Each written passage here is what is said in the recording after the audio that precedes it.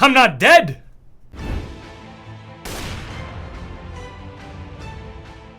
Greetings, TheWarOwl greets you. The pistol rework continues with two very important weapons, the P250 and the Glock. We also have an Aimpunch change thrown in there. Now, it may look like there's a lot of small little things happening here, but altogether, this is a very important update that changes the very nature of the game itself. But don't worry, you've come to the right place, for as the game changes, we too must change, so we can best our opponents on the glorious fields of battle.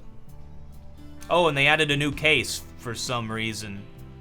Oh wait, I know. No, not to cynically squeeze out the last few drops of money from an aging product, but to force me to make a new unbox of Fragathon. I haven't made a video in over 2 weeks, which is the first time that has happened in 7 years. Should I make an update video and talk about what the heck is going on, or is it just, no, well, just make the videos? I'm back, by the way.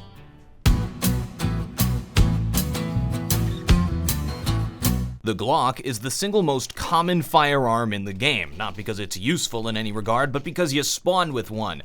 And the other team has two choices of their spawn weapon, so technically I'm correct here. The Glock has seen a slight increase in its base damage. This is the value of damage that is modified further by distance, penetration, area of the body hit, and if the enemy is wearing armor. So all damage done with the Glock is affected. Along with the damage buff, there's a nerf to the damage fall-off distance. Interestingly, it doesn't seem to affect the max distance of a one-hit headshot against unarmored, at least not enough for me to notice. To better understand these changes, the Glock now does slightly more damage in close range, but slightly less damage in long range. The Glock was never a weapon used for long range anyway, because of the superior accuracy and damage over distance of its counterparts, the P2000 and USP. It's always been a good idea to close the distance with the Glock, even more so now. The accuracy of the weapon when shooting multiple shots has also been buffed, so the spray pattern's been buffed. Now the patch notes say slightly improved accuracy. Now that's a subjective descriptor of an objective change, and I don't think it's very accurate.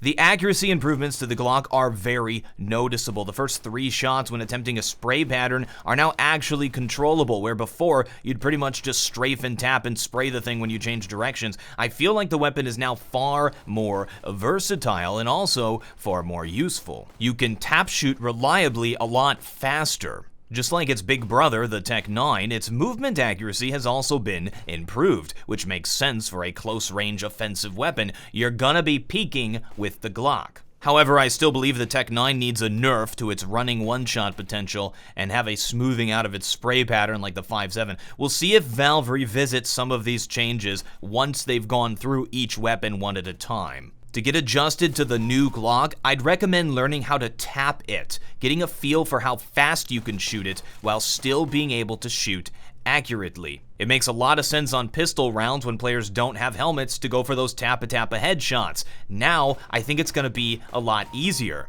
It'll also be a lot easier to tappa-tappa twice, boom, boom, boom, or 3 times with the Glock to the head, which is what you have to do to take out armored players. I think altogether this is a massive buff to the weapon, a weapon that has long been the most useless in the game. Besides the Bison.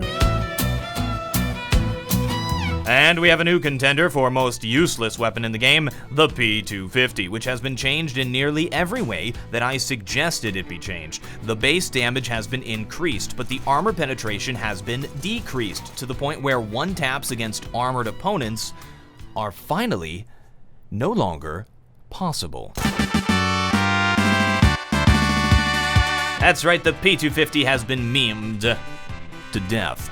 The damage fall-off of the weapon has been lowered, but not noticeably. Now this is where they could have used slightly in the patch notes. Also, the movement accuracy has been reduced much in the same way as the 5.7, further nerfing the weapon. And that's it. The only use of the weapon as a cheap eco weapon with one tap potential is gone. Is this the end of the P250? Now hold on a second, there's something else in these patch notes, and I don't think it's any coincidence that they came out at the same time. Aimpunch against unarmored players has been drastically reduced. It's now 1/5 1/3 as strong as it used to be. I can't overstate how significant this is to both pistol rounds and eco rounds. You know how when you get shot in Counter-Strike without armor, your guy just flails around like he just got shot with a bullet? That's Aimpunch. It makes it so that armor is a necessity on nearly every single round, including the pistol round. Aimpunch is still jarring for a headshot, as it should be, but as you can see, it's recoverable for a chest shot. It's possible to work with now. Keep in mind, you won't get aim-punched when you're hitting the arms or the legs, which is odd, because if you really did get shot in the arm, it might be a little bit more difficult to aim properly. Now, a player can forego armor on the pistol round to get a smoke, a flash, and hey, there's $300 left over. What costs $300 that does higher damage now against unarmored players?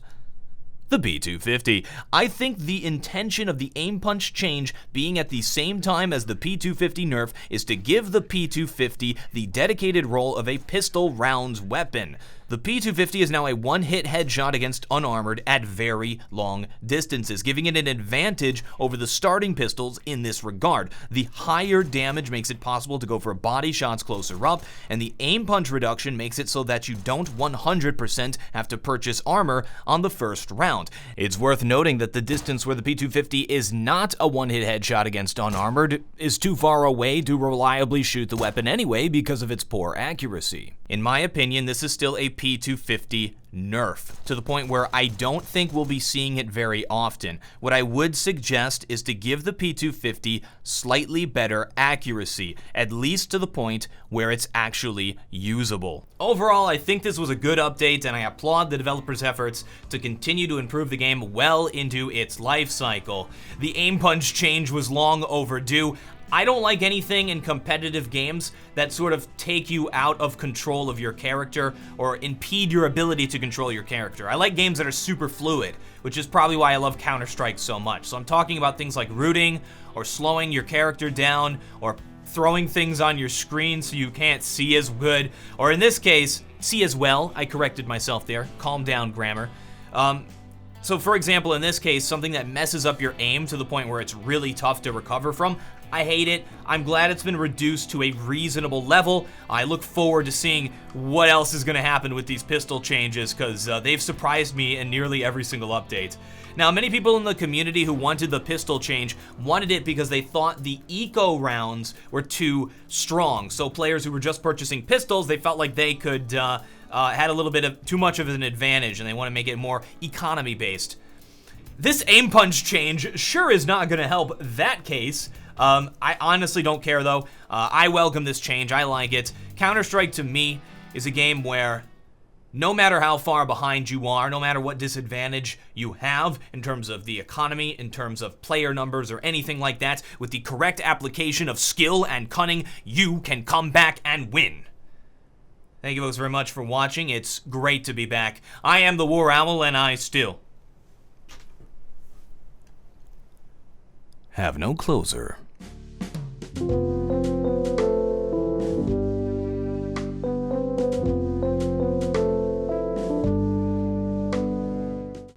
You missed me. You know you missed me.